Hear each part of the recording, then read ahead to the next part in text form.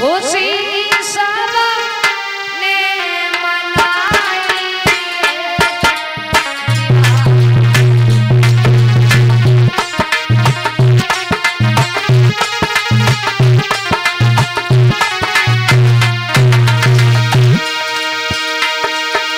विवाह करी राम जी की खुशी सब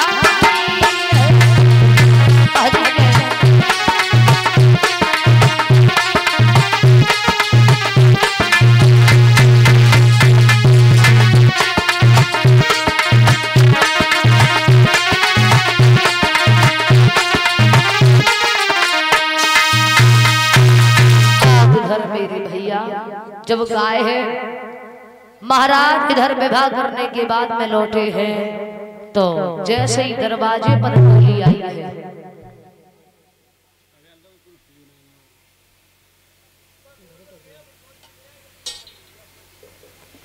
महाराज जब दरवाजे पर डोली आई है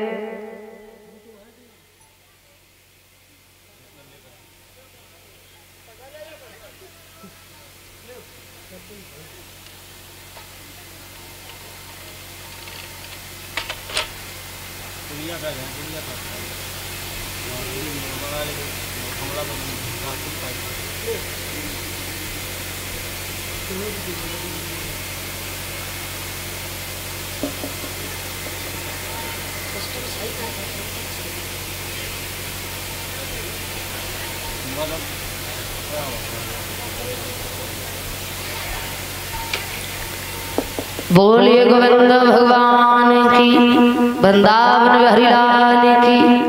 महाराज इधर जब डोली दरवाजे पर आई है और बड़ी रानी सुनीति ने सुना है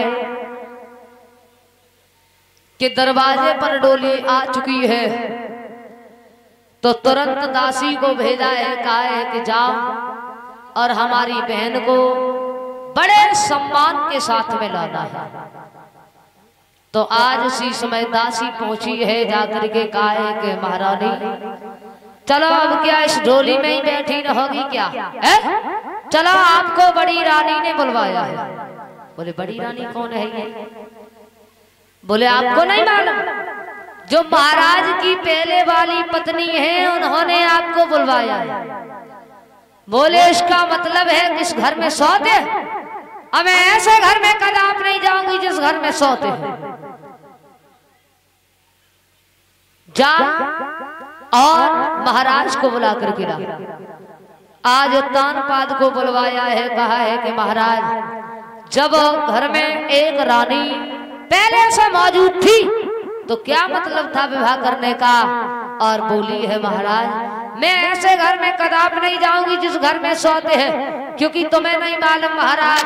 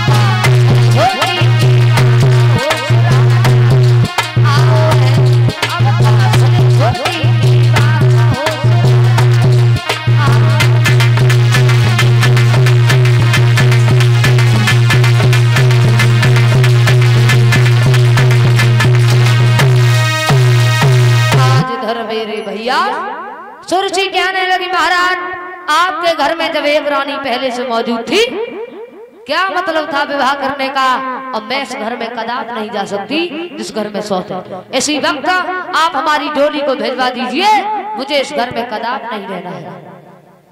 आज उसी समय और तान पात खड़े रह गए।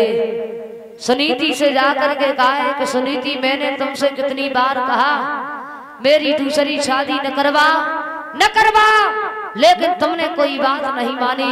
अब जाओ तुम ही इसे लेकर के आओ।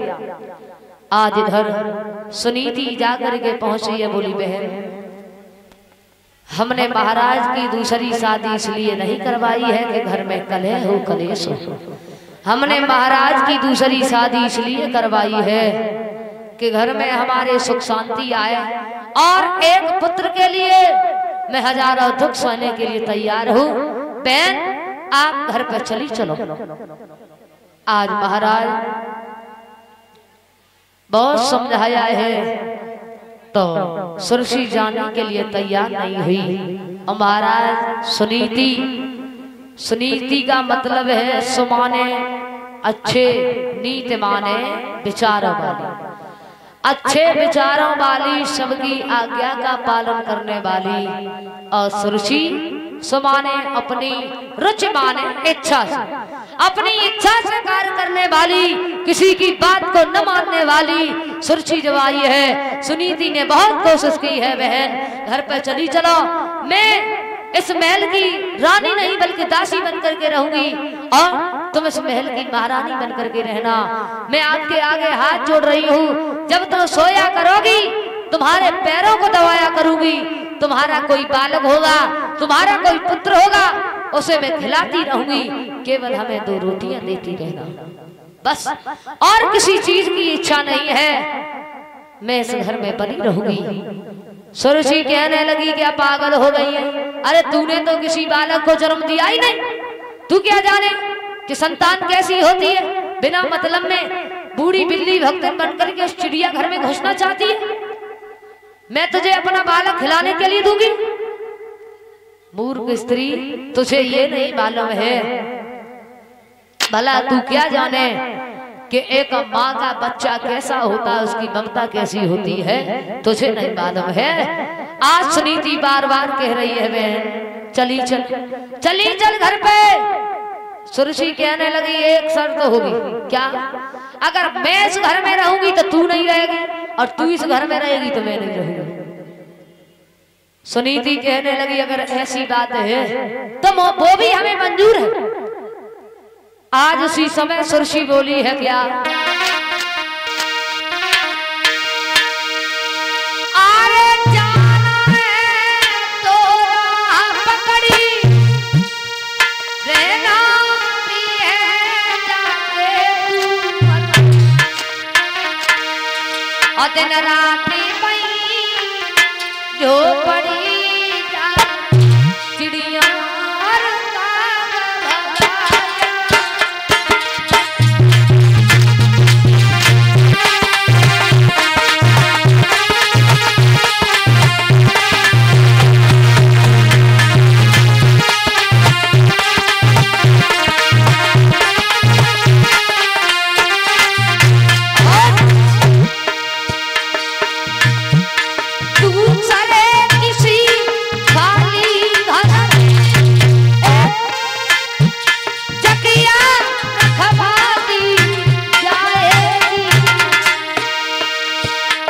बस पीसा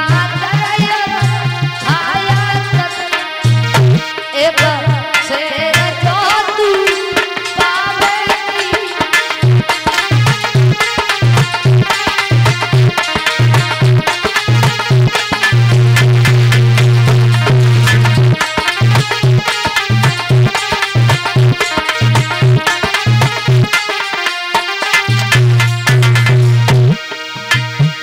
तू सरे सी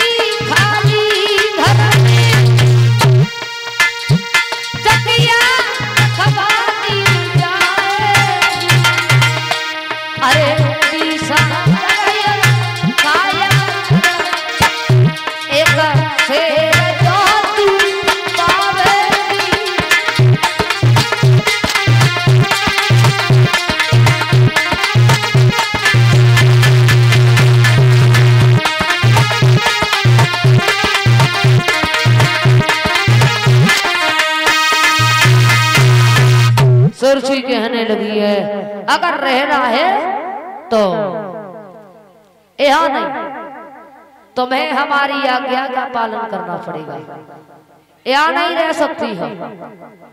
बोली बहन जो तुम कहोगी हम तुम्हारी आज्ञा का पालन करने के लिए तैयार, जो तुम कहोगी हमें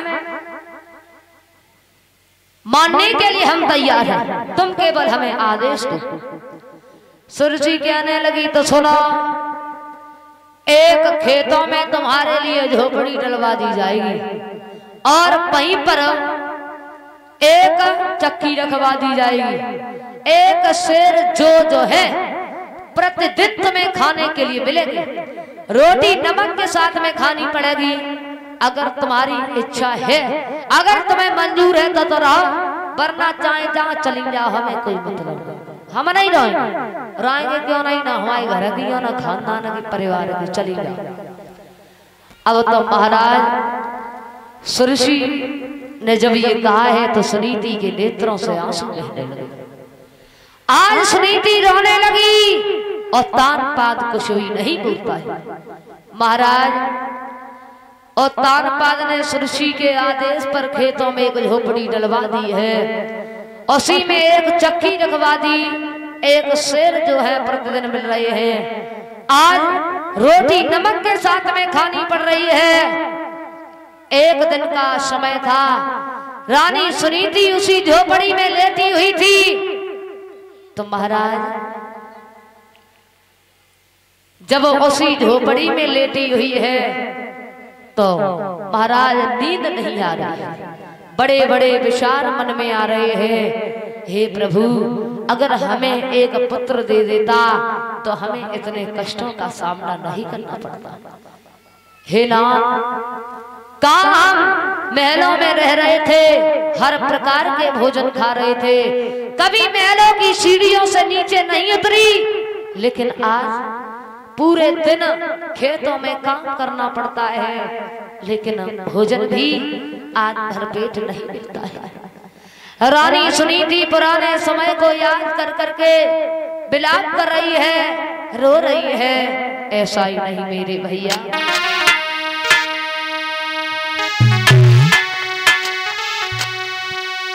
सुनीति रोई रही बन में, करी करी समय